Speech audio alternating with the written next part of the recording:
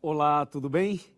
Nós estamos muito felizes porque estamos numa série de estudos bíblicos, uma série inédita, maravilhosa. É sobre a verdade. E hoje o tema, a verdade bíblica sobre o plano da salvação. Prepare o seu coração. Já estou com a minha Bíblia aberta aqui e eu espero que a sua também esteja aberta. E o primeiro texto de hoje está em João 3, verso 16, que diz assim: porque Deus amou ao mundo de tal maneira que deu seu Filho unigênito, para que todo o que nele crê não pereça, mas tenha a vida eterna. Que texto doce, não é? Que texto maravilhoso. Ele fala do amor de Deus e da salvação. Agora, para você entender melhor esse verso que eu acabei de ler, é importante saber por que a Bíblia fala em plano de salvação. Você sabe que só existe salvação porque existe a perdição. Ou seja, uma pessoa só poderá ser salva se estiver perdida. Então, antes de você entender o plano da salvação, é preciso reconhecer que você é pecador. Veja o que diz a palavra de Deus no livro de Romanos. Eu quero ler com você Romanos, capítulo 3, versículo 23. Olha que texto importantíssimo. Diz assim: porque todos pecaram e carecem da glória de Deus. Olha agora Romanos 5, verso 12. Diz assim: porque assim como por um só homem entrou o pecado no mundo, e pelo pecado a morte, assim também a morte passou a todos os homens, porque todos pecaram. Veja que a Bíblia é clara ao dizer que todos nós somos pecadores. E quando a Bíblia fala que todos pecaram, aí nós temos que analisar um outro texto de Romanos 6, 23, que diz assim: o salário do pecado é a morte, mas o dom gratuito de Deus é a vida eterna em Cristo Jesus, nosso Senhor. Mas a primeira parte do verso de Romanos 6, 23 é que o salário do pecado é a morte.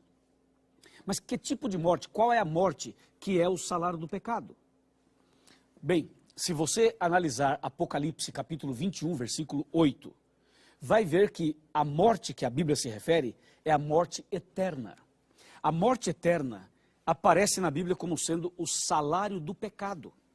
Em outras palavras, como você e eu somos pecadores, nós estávamos condenados à morte eterna, que é o que está em Apocalipse 21, 8, com fogo e enxofre.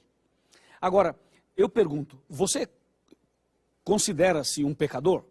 Você realmente reconhece que você é um pecador, uma pecadora? Eu reconheço, eu sou pecador. E todo ser humano é pecador. Agora veja, qual é o seu salário? Qual é a sua recompensa como pecador? É a morte.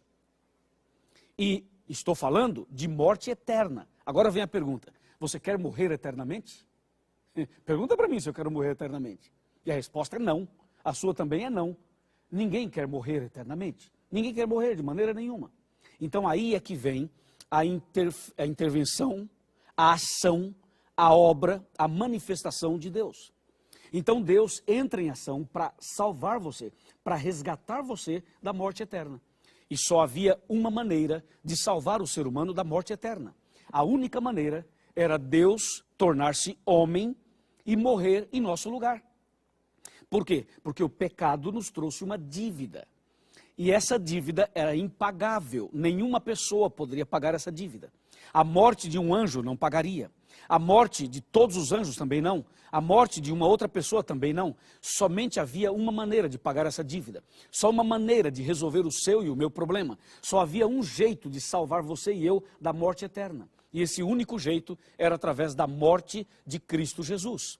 E é por isso que o profeta Isaías, no capítulo 7 e no versículo 14 do seu livro, ele faz uma profecia. E essa profecia anuncia a primeira vinda de Jesus. É o que diz a Bíblia assim. Eu vou ler. Isaías, capítulo 7, versículo 14. Portanto, o Senhor mesmo vos dará um sinal. Eis que a virgem conceberá e dará à luz um filho, e lhe chamará Emanuel. Veja que a profecia 700 anos antes do nascimento de Jesus já avisava. Jesus vai nascer através de uma virgem. E Jesus então deixou o céu e veio aqui. Olha que espetacular. Veio aqui, nasceu e tornou-se um de nós. Deus conosco. E aqui Jesus passou pelo que eu passo e pelo que você passa. Ele sentiu o que a gente sente. Ele viveu o drama da humanidade. E ele pôde vivenciar na prática aquilo que a gente vive e vivencia todos os dias. E ele veio com um propósito, hein? Ele veio para morrer em seu lugar e para salvar você. Por isso que naquele dia ele foi até o Getsêmani. E ali ele foi traído e foi entregue aos homens, aos soldados. Foi ali no Getsêmani que Jesus fez uma oração que chamou a atenção do céu inteiro. Ou seja, todo o céu olhou para Jesus no Getsêmani. O inferno também.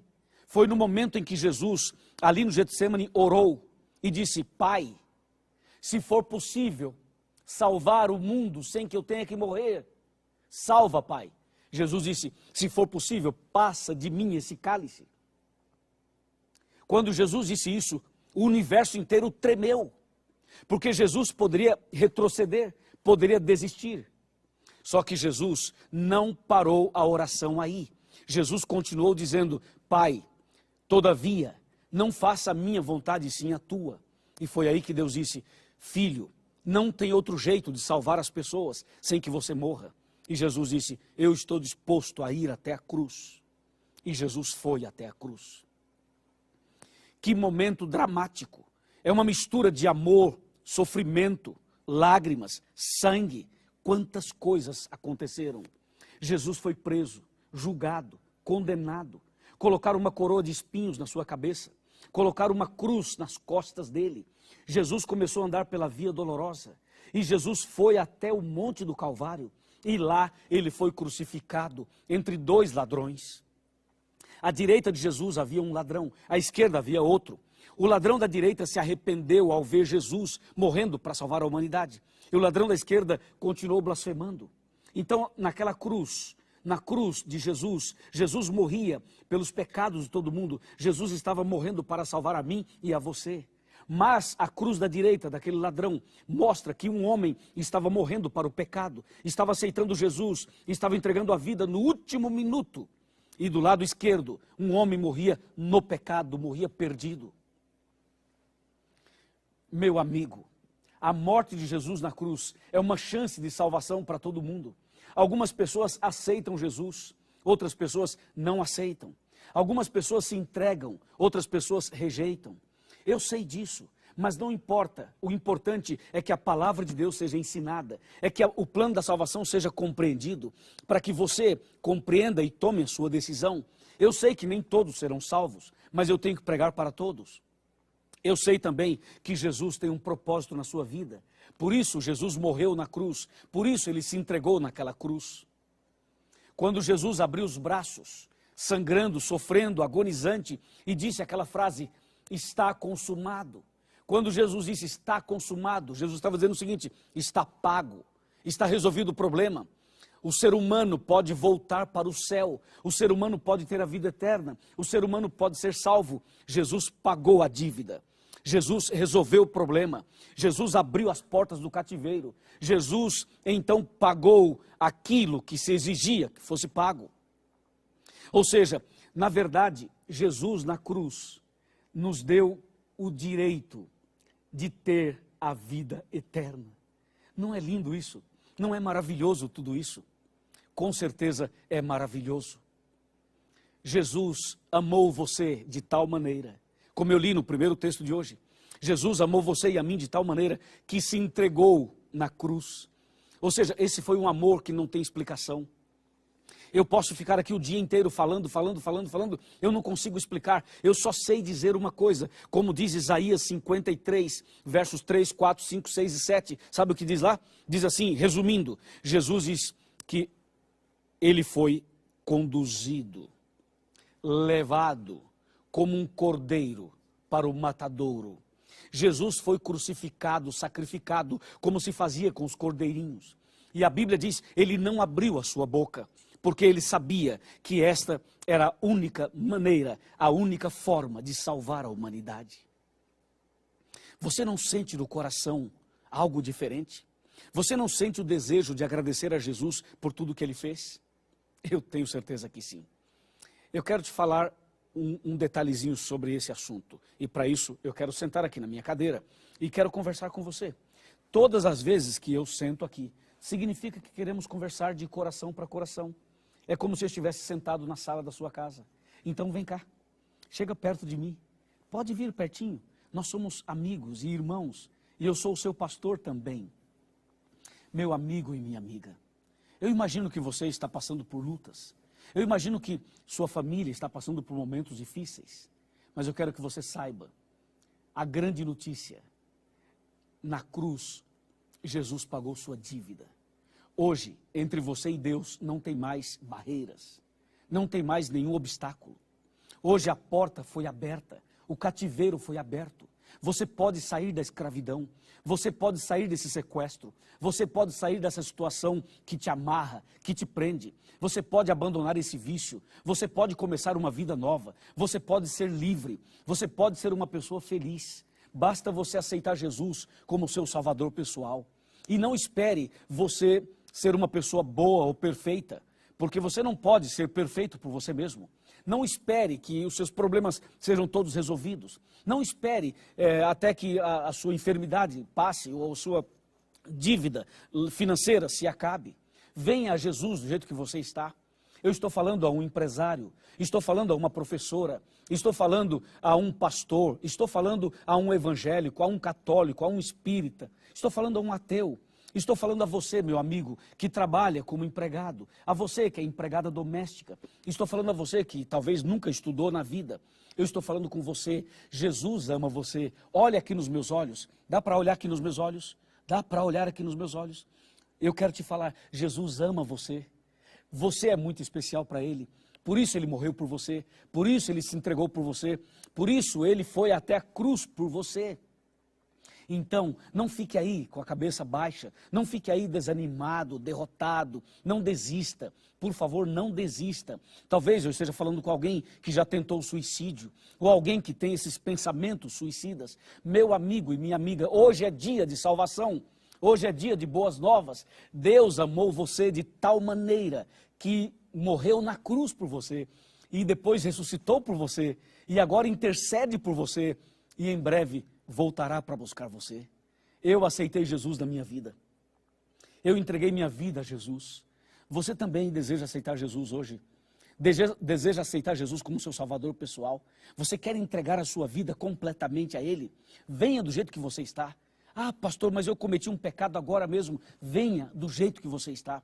Ah, pastor, mas eu já fiz coisas horríveis. Venha como você está. Jesus ama você. Jesus está disposto a abraçar você, a trocar suas vestes, a te dar uma nova chance. Jesus pode escrever sua história de novo. Ele pode dar a você uma nova chance. É hoje, é agora. Talvez a sua festa não tinha alegria. Talvez o seu combustível estava acabando. Talvez o seu rio estava secando. Mas hoje é dia de boas novas. Hoje é dia de recomeçar. Hoje é dia de paz, de esperança. Hoje é dia de salvação. Hoje a salvação entrou na sua casa. Aleluia! Diga glórias a Deus. Porque a salvação chegou à sua casa. Louvado seja Deus. Parabéns. Aceite Jesus e ande com Ele. Eu quero fazer uma oração por você agora. Feche os seus olhos. Vamos orar e agradecer a Jesus. Ó Pai maravilhoso, louvado seja o teu nome. Obrigado, Senhor, por essa salvação tão incrível. Obrigado porque Jesus morreu por nós. Nós aceitamos Jesus como Salvador pessoal. E nós queremos agora dar nossa vida totalmente para o Senhor. Abençoa essa pessoa que ora comigo. Abençoa essa família inteira. Derrama a tua graça sobre essa pessoa.